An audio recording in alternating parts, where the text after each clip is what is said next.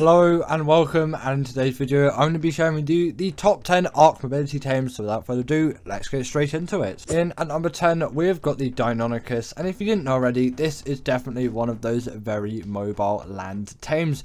You can do quite a lot with it, and it does not take full damage as well. Obviously it is highly attributed for its boss defeating skills, as it can deal bleed damage to bosses, as you'll see in just a second. But what also makes it such a formidable boss creature is its insane mobility. Also the fact that it can just grapple onto creatures and absolutely tear into shreds with the bleed ability does help massively. Again, these creatures, if I haven't said it already, don't take full damage, which really adds a lot of fluidity into the movement of these creatures, as yes, obviously you can mitigate full damage by just dismounting the last second before you hit the ground, but you can just, it feels a lot nicer is what I should say, to move around with the creature where you don't have to do that at every steep cliff or drop. And obviously flyers will help you get away from that, but when you're using some just land creatures, it helps when they don't take full damage, and the Deinonychus doesn't. Also in a pack, they do have the pack buff as well, not really relevant to mobility, but it is more relevant to their boss fighting skills. They can also climb up any kind of wall or vertical surface, which really does make them very mobile tames, as no cliff or anything like that will stop and get in their way. It will only get in their way if it's over 90 degrees, and no creature apart from a flyer is really going to be going up that. A rock drake can though, and that creature is later on in the list. Continuing on, we have got the Thyla. This pretty much has all the same attributes as the Deinonychus. I just think the way it climbs is slightly nicer. Instead of jumping from rock to rock, it simply just runs up it, and obviously you can run up any kind of wall or vertical surface the exact same that the Deinonychus will be able to. I just think the solution is a lot more elegant and nicer to use. They also can jump across insane distances. Sadly they do take full damage, but it's not the biggest issue in the world, and with their slightly nicer climbing, I do sort of prefer these things in the mobility aspect, although they cannot be attributed for their boss fighting skills, because although they can deal the bleed ability, they lack any kind of pack buff, and just let alone they're not even allowed into boss fights because of their climbing ability. Yet the Deinonychus is, I'm not sure what kind of climbing it can do in boss arenas, if any, because I'm not sure how that has been allowed through, whereas this creature hasn't. I'm not actually too sure, because I've never thought of climbing in a boss fight with the Deinonychus, but it was really OP when you could do it with a Thyla. Obviously that's why you can't use Thylas in boss scenarios anymore, because of their just absolutely insane mobility. So obviously they would have to make the list. They really do pack a lot when it comes to mobility. Obviously that just climbing skill really does make these things very versatile, and it's the best skill in mobility that a creature can have if it's a land one. Obviously you're going to get loads more mobility by being able to fly. It kind of sort of adds a full third dimension, but now you've got a little bit of a third dimension to deal with when you're on the Thyla, because you can scale up walls. It's not just a very two-dimensional, oh, if there's a big thing where you simply just, you can't get to it, you just have to simply go around it. With a creature like this, you can scale up things, and it really aids in the mobility aspect. Now, the Managarmr is very, very strong when it comes to mobility, and I'm sure you all know this if you have played a little bit of Arc in your time. These creatures are zippingly and zoomingly fast, if there are even words that you can find in the English dictionary. Otherwise, it's something else with a similar synonym, you could say. That's a little bit of a hard thing to say. Either way, you can definitely tell when looking at these things, and also just when using one, that they really do pack a punch when it comes to mobility. I'm pretty sure they can't scale any kind of wall or vertical surface, but they can simply jump and dash over or around it. It really is no issue whatsoever, and it is still just as accessible as with a Deinonychus or a Thyla. These creatures also generally are pretty speedy just walking on land as well, and their stamina drain is not the highest in the game, so it actually is a pretty low one, which helps in mobility as you can go for longer, which, you know, it's less annoying to travel around if you don't have to constantly wait for stamina breaks. Also, coming away from mobility briefly, just to talk about this creature on a more general scale, these things are, or were really, before they got nerfed, great PvP griefers. They're still kind of used today, as they can freeze creatures, and it really is an OP ability. You'll still see it used around a lot of times. They have been nerfed since release, obviously, so they're not quite as OP as they used to be, but still up there, and mobility still stays exactly the same as as OP as it was. In at number 7, we've got the Griffin, and I'm putting this creature here actually along with some other similar creatures like the Snow Owl and the Desmodus. I think they fit into a very similar bracket. It's just I put the Griffin here as in terms of just general speed and mobility, it seems to be the one that really gets the job done in the best way. Obviously this has had a lot of movement speed boosted on it. They don't actually travel quite at this speed through defaults. That would make sense though, like come on, this thing is very fast in this clip. But either way, I find out of the 3 they are the best in terms of mobility. In terms of other things, I would go for Desmodus and Snow Owl because they can do some other things apart from just be a travel mount, whereas this is still the best in that kind of genre. Are we just going to say genre of creatures now? Is that a thing that you can say? Yeah, obviously you can tell they're really fast, and although yes, wyverns are faster through just normal flying, this was the first creature to introduce that dive bombing ability, which we all know and love, and it really does pack a punch, not only in dealing a lot of damage if you dive bomb down to a creature, but also you can gather a lot of speed with this creature, and it makes it incredible for doing any kind of traveling around, and also raiding wyvern trenches, things like that, especially considering if you're getting one on Ragnarok, you can also get them on Valguera. Valguera is where you'll find most of them, but you can get them pretty readily on Ragnarok, and the wyvern trenches are also on this map. And you know, that's quite easy for you to just be like, well, I'm just going to go raid the wyvern trench with the Griffin. Yes, you can do it with something like a Pteranodon or an RG if you're being particularly up to it, but a Griffin will do the best job all of the time. Yes, you can also get a wyvern to do it, but the Griffin just has the most speed out of any creature on the map. It is the go-to. So I mentioned the Rock Drake earlier, and now we've got it on the list.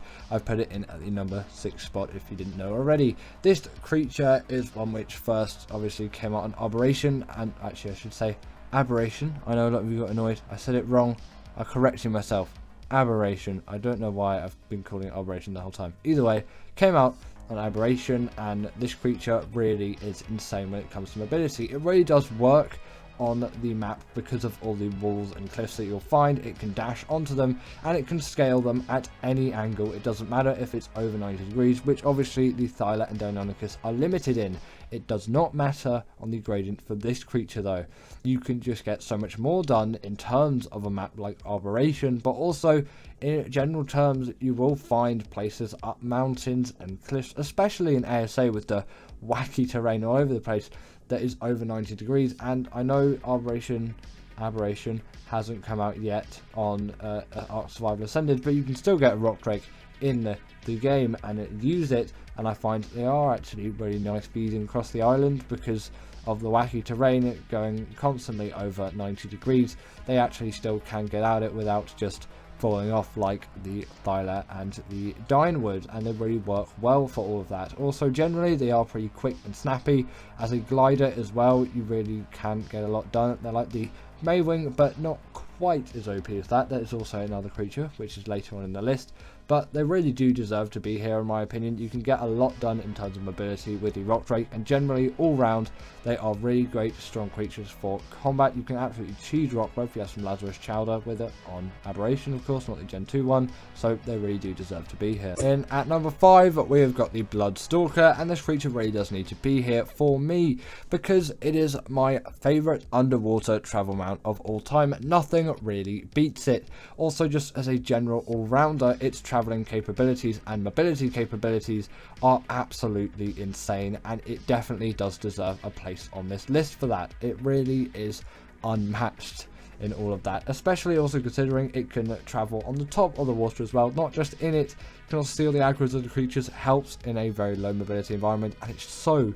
speedy. Like, super speedy creature. As far as I'm concerned, I've put no extra movement speed on this Bloodstalker, so this is the speed that you can get out of them, and considering no movement speed has been put on it, obviously you can't usually because movement speed was taken off. I'm not sure if you can really level up movement speed on a Bloodstalker. Is it blocked or is it not? I haven't really paid it much thought because I always have classic flyers on, so I never really know. But considering, I probably would think that it would still have movement speed so it can walk faster. It's not really going to make its other abilities go faster because it's just going to shoot webs and go to said webs at its regular speed. Either way, you can definitely see how a lot of traveling can get done with a creature like this. Yes, it is a little bit difficult in those early stages to get everything around and done, but same as the gas bags, actually I'm going to give it a brief honourable mention because that really is a nice travel mount, and it's one which has some ability, but it's not really the easiest to control at the start, and sometimes it can feel a little bit clunky, so I haven't put it here, but it definitely is one which can be considered quite mobile by many. But, you know, I think all the creatures on the list are better. But either way, Bloodstalker definitely deserves to be here. So, the Shadowmane. I'm sure you all know this, and you've known it ever since it came out on Genesis Part 2, at least if you've been playing Ark for that long. These creatures are one which are just packed full of abilities and packed full of mobility. Generally, they are really speedy tames, and they can jump to incredible heights. Yes, they can't climb and scale any walls, and they still take full damage, but I find that this mobility is absolutely insane to get for a creature at this size. You can really gain so much height and scale over such long distances with these creatures. It is absolutely absurd how much mobility you can get out of this creature. And I know maybe you could say the Bloodstalker is more mobile and get to more places, but considering what type of creature this thing is and what other things it can do, it really does deserve to be high on the list. Also, it's very mobile in the water as well, like the Bloodstalker. The Bloodstalker is my favourite underwater creature, but the Shadowmane definitely does have it there. They also have natural armour, they have the hydration buff, which the Bloodstalker doesn't have. They also have the pack buff. On top of that, they can go invisible too, and they are a go-to for boss fighting creatures. They really are very versatile, but also very mobile. In at number 3, we have got the Rhynio, and I found that this is really a good one when it comes to mobility. There is a lot that can be said about this creature when it obviously comes to this factor. Not only is it a very fast and agile tame, it also never needs to wait for any kind of weight or stamina. Its stamina drain is very low, and it also just has quite a lot of it anyway, and its weight is very high. You can even pick up creatures like Rexus and Paraceratheriums. You're never going to have any trouble whatsoever with the mobility of this creature. On top of that as well, they also can be very useful for just general PvP use, as you can raid bases super easy with these things, and I've heard they are great for that. And just for PvE, they're just pretty decent for traveling around the map. You can really just expand in terms of what creatures you use to travel with the Rhynio. Obviously, you've got Argies, you've got Tapajaras, you've got Pteranodons. Sometimes you might want to run a Rock Drake over, or a Bloodstalker, or a Shadowmane, or a Thyla. But this sort of adds a new dimension. It's a really fast, quick flyer that's also really capable, because you find with the faster flyers in the game, usually they tend to be a bit weaker than the bigger, bulkier ones, which tend to pack a bit more of a punch, whereas the Rhynio really packs a lot of punch, and also is very fast, and is just a generally good flyer and a very good mobile flyer. Its taming method is also quite mobile as well, although not really relevant, because you're going to have to be doing a lot of moving during the taming method. It's pretty much just the same as the Reaper taming method. If you don't know what the taming method for the Rhynio is, also I do have a video down below. This was also for the joke, by the way, of this segment of the video. I felt like it. I was like, yeah, mobile taming method, that's really going to make a big difference, isn't it? Did you enjoy that? Did you not enjoy that? Do you want to see those? Do you want to see more jokes and videos? Comment that down below, because, you know, I want to know from you. Are you enjoying a Joker video? Should I do a Joker video? Hide it in there, see if you can find it out. Obviously this one was quite obvious, I've dragged it out a bit now. Either way, let's probably just continue on with the list. In at number 2, we've got the Astrodelphis, and also I'm going to put the Tropoignatus here just as a little honourable mention, as they are quite similar, although I do prefer the Astrodelphis, especially on Gen 2, as Element is so abundant. Obviously they spawn on the map as well, they do spawn on Fielder as well, but Element is a little bit harder to find, and they're just so mobile and so useful. And also, people don't really mention it, but you can practice on one of these even before you tame one and you get the saddle in the missions to get your Astrodelphis just skills up before you even get one. Because if you've never used an Astrodelphis before and you have access to Gen 2, then go do those Astrodelphis missions over and over and over again until you get good at those missions and get good at flying this thing. And then by the time you tame one, you're already going to be an expert and you're going to be using this thing to the fullest. That's what I did anyway, and I find that is just quite a useful tip if you've never Astrodelphis before. Alternatively as well, you can just spawn one in with a command and then put the saddle on it with a command as well, and then ride around on it and practice that way, but it feels a little bit cheesy to do that for me, so obviously I do the missions. Head over to Gen 2, do those missions. Obviously you can probably tell by now why this is such a mobile creature. It's got insane speed and some pretty cool acrobatic skills with some heavy damage on top of it as well. They are great dog fighters. They really are top of their clan when it comes to mobility, super speedy and super maneuverable. And in number 1 we've got the Maewing, and for me this had to be in the number 1 slot for the best mobility tame. It is unmatched, namely considering it also is unlocked in terms of its saddle level at level 18, and nothing is really like it at that level. And still, at any level, I find this is the best travel or mobility mount out there. It just gains so much speed, and considering how easy it is to tame, I know I'm going back on it again, but it's just so easy to tame. A couple of signposts, some trank arrows, then unlock that saddle at level 18. Boom, I know trank arrows are unlocked at level 21, but still, you know, very, very early on, you probably want to get this thing in your mid-20s in terms of level, not in terms of age, of course.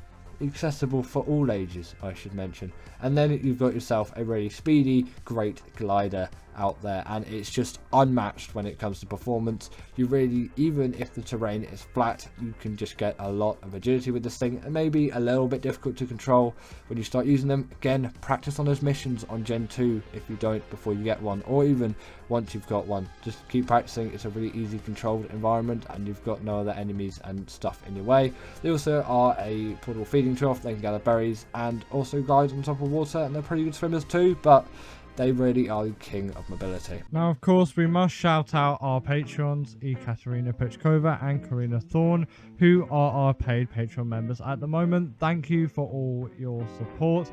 I really appreciate everyone on this list. Everyone else is, of course, free members. Thanks for the support, though.